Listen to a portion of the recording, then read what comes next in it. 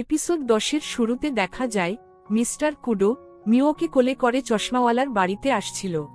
মিও বলে, মিস্টার কুডো আমি ঠিক আছি, আমাকে নামিয়ে দেন। বাড়ির সামনে আসার পর চশমাওয়ালা বলে, অবশেষে তোমরা এসছ, আমার বাড়িতে আসার জন্য তোমাদের ধন্যবাদ। চশমাওয়ালা বলে, আমি কল্পনা করিনি তুমি এত জলদি আমার বাড়ি খুঁজে পাবে। আমার আসল নাম আরাটা উসুবা। মিওকে উদ্দেশ্য করে বলে, মিও আমি তোমার কাজিন। মিও তখন একটু অবাক হয়। তখন মিস্টার কুডো বলে, তোমার চেহারা দেখে মনে হচ্ছে তুমি জানো আমরা এখানে কেন এসেছি। আরাটা বলে, মিওর রাতের দূর স্বপ্নর জন্য এসছো আমি জানি। মিওর এই স্বপ্ন ওর দৈব শক্তির জন্য আসে। কুডো বলে, তুমি কি নিশ্চিত যে মিওর কাছে দৈব শক্তি আছে? আরাটা বলে, হ্যাঁ মিওর কাছে দৈব শক্তি আছে, আর এই শক্তি অনেক ভয়ানক। মিও বলে, না আমার কাছে কোনো শক্তি নেই। আমার বাবা যখন দৈব শক্তি পরীক্ষা নিয়েছিল তখন আমি পিশাচ দেখতে পারিনি। তখন আরাটা বলে, তুমি উসুবা পরিবারের মেয়ে, উসুবা পরিবারের সবার মধ্যে শক্তি থাকে, পিশাচ দেখতে পারা ও না পারার সাথে এর কোনো সম্পর্ক নেই। এরপর মিওর নানা আসে আর বলে, তুমি একদম আমার মেয়ে মতো হয়েছ। আমি উসুবা পরিবারের প্রধান ইউসুরা উসুবা, আমি সুমি উসুবার বাবা, ও আমি তোমার নানা। এরপর তারা বাড়ির মধ্যে যায়। তারা অনেক কথা বলে, আমি শর্টে কথাগুলো বুঝিয়ে দিচ্ছি।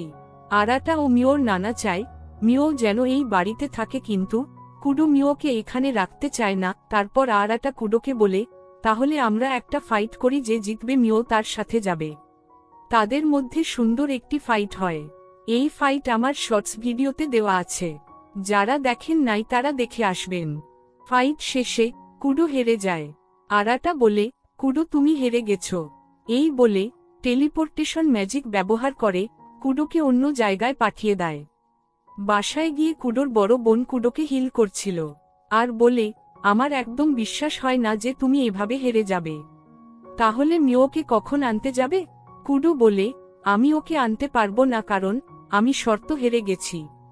এটা শুনে কুডোর বোন মাথায় একটা ঘুষি মারে আর বলে, তুমি মিওকে একা একা রেখে আসতে পারো না।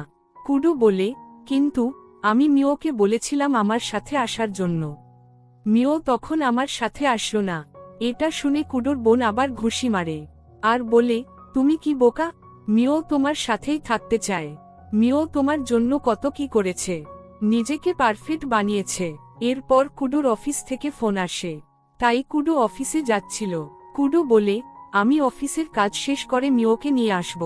অন্যদিকে মিও আরাটাকে জিজ্ঞাসা করে, মিস্টার কুডো এখন কোথায়? এখন কুডো কেমন আছে? আরাটা বলে, মিস্টার কুডো এখন ঠিক আছে। শুনেছি মিস্টার কুডো এখন অফিসে, তোমার কথা একদম ভুলে গেছে। এরপর আরাটা মিওর মায়ের একটি ছবি দেখায় আর বলে, মিও তোমার কাছে তোমার মায়ের মতোই দৈবিক শক্তি আছে। মিও তখন বলে, না আমার বিশ্বাস হয় না। আরাটা বলে, তোমার এই শক্তি সিল করা হয়েছে, যার ফলে তুমি কোনো ম্যাজিক ব্যবহার করতে পারো না। মিও বলে, কে এই সিল লাগিয়েছে? তখন মিওর নানা আসে আর বলে, তোমার মা এই সিল লাগিয়েছে। এরই সাথে সাথে মাই হ্যাপি ম্যারেজের পর্ব 10 শেষ হয়ে যায়। ইউটিউব থেকে দেখে থাকলে সাবস্ক্রাইব এবং ফেসবুক পেজ থেকে দেখে থাকলে ফলো করে দিবেন।